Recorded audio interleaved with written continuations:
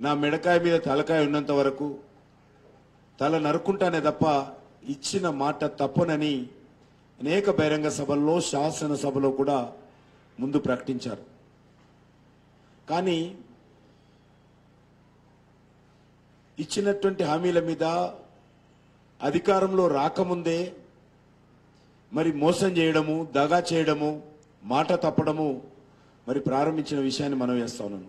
ప్రమాణ స్వీకారానికి ముందే దళితులు ముఖ్యమంత్రి చేస్తానని చెప్పినటువంటి ముఖ్యమంత్రి ఆ దళితుడైతే తొలి తెలంగాణలో సరిగ్గా పరిపాలన చేయలేడు కాబట్టి నేనే ముఖ్యమంత్రి అయ్యానని చెప్పాడు. ఆ రకంగా అనేక హామీలు, అన్నిటికంటే ముఖ్యంగా నియంతలాగా ఈ రాష్ట్రాన్ని పరిపాలించేటువంటి ప్రయత్నం చేస్తా ఉన్నారు. చివరకు ఉద్యమాల పేరుతో అధికారంలోకి వచ్చినటువంటి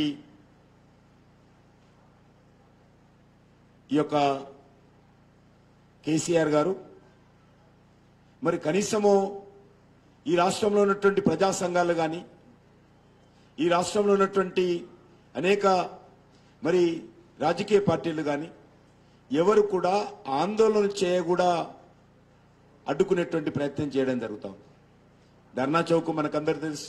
అక్కడ నుంచి ఆలోచన చేస్తే ఈ యొక్క ఎందుకు చెప్తా ఉన్నానంటే ఈ ప్రభుత్వం యొక్క ఆలోచన ఇంకా తెలంగాణ వచ్చిన తర్వాత మరింత లిబరల్గా ప్రజాస్వామ్యబద్ధంగా తెలంగాణ ప్రజల ఆకాంక్షలకు అనుగుణంగా ఈ ప్రభుత్వం పనిచేయాల్సినటువంటి అవసరం ఉంది.